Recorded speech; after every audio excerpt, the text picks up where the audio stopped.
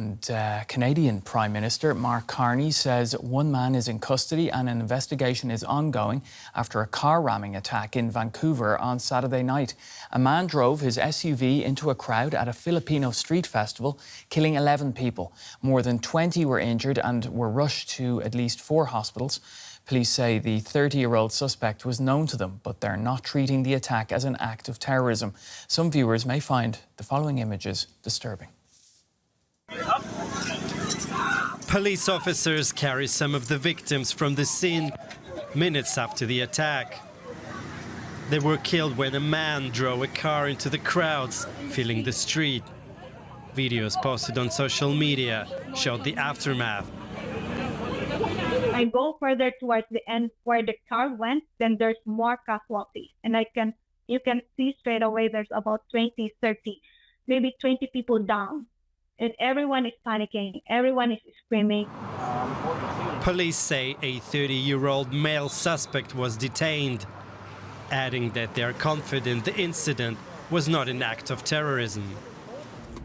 A lone suspect, subject male with one vehicle, drove through a crowded community event occurring near here. That male was taken into custody at the scene by the crowd. It was a Filipino community event. The crowd immediately called police.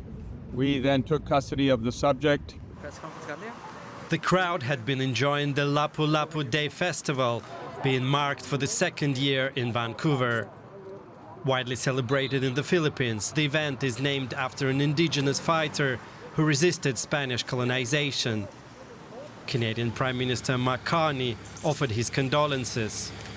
The strength and the resilience of the Filipino-Canadian community is exemplified by the Tagalog term bayanihan.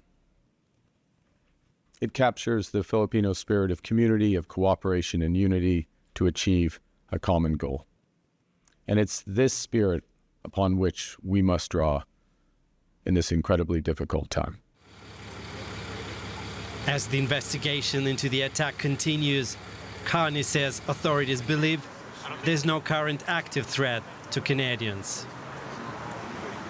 Well, let's go to Toronto now and speak to political commentator Sean Mallen. Sean, great to have you on DW News. So Canada's Prime Minister has called the deadly Vancouver incident a car ramming attack, while police say it's not considered an act of terrorism. Could this tragedy have an impact on tomorrow's election? Probably not so much in the results, Pablo, but certainly in terms of campaigning today, because the whole country, as you could appreciate, is in shock. The major party leaders, typically on the last day of an Canadian election campaign, would be a mad sprint coast to coast, squeezing in as many events as they can. Mr. Carney's already cancelled a couple of his. The other major party leaders are perhaps are likely scaling back theirs, focusing, offering condolences to those who were caught up in that attack. One of the major party leaders, Jagmeet Singh of the third party, the New Democratic Party, was actually at that event just minutes before the attack happened, so you can appreciate he's in some shock and expressed his feelings that he was heartbroken at what had taken place. But in terms of the results tomorrow, very unlikely any direct impact. It's already in many ways a remarkable election because not 3 months ago, it looked very much like it was going to be a Conservative Party sweep with the ruling Liberal Party perhaps swept out, perhaps even decimated after almost 10 years in power. But then two things happened. Justin Trudeau, who had been Prime Minister since 2015, was forced out by his party. He'd become very unpopular. And subsequently, Donald Trump happened with all his talk about turning Canada into the 51st state and launching a trade war against Canada, which turned everything around, caused a spark in Canadian nationalism, concern about our place in the world.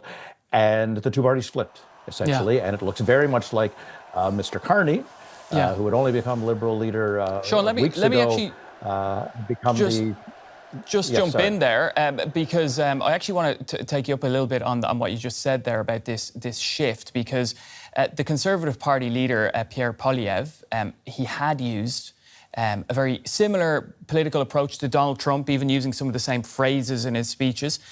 So has he now changed his approach, considering what we've seen over the past weeks and months? He tried to modify it partway through. He thought he was going to be running an election against Justin Trudeau, against a party long in the tooth in government, and against a very unpopular carbon tax. But then Mr. Trudeau left. Mr. Carney killed the carbon tax on his first day as a party leader and prime minister, and suddenly everything changed. And so there was a lot of inter-party discontent with Mr. Poilievre's campaign because he seemed to be running a campaign that was no longer the lead issue being Trump. And he did use some Trumpy language over the years as leader. And in fact, a substantial minority within his party actually support Donald Trump. So that has not worked to his benefit. So he tried, but it wasn't good enough, and it is very much looking like a Liberal Party win tomorrow, possibly even a majority government. Well, let's talk about Donald Trump, and he talked about this annexation. You've mentioned that. You've talked about the tariffs as well, but they've subsequently led to this wave of patriotism across Canada. So, how has this shifted the way Canadians see their place in the world? Well, it certainly shifted our view of the United States. Mr. Carney said early on that the relationship we've had with the United States has been effectively and perhaps permanently and profoundly changed. They are, of course, the leading trade partner where our economies are closely connected, but with suddenly a president who is denigrating Canada, saying we shouldn't really exist as a country, it has caused a serious rethink. Canadian nationalism, and also looking to other trade partners, specifically the EU and other parts of the world, because the United States can no longer be seen as a reliable trading partner. Sean, we're going to have to leave it there because we're almost at the end of the show, but great to have you on. Political commentator Sean Mallen in Toronto. Thanks.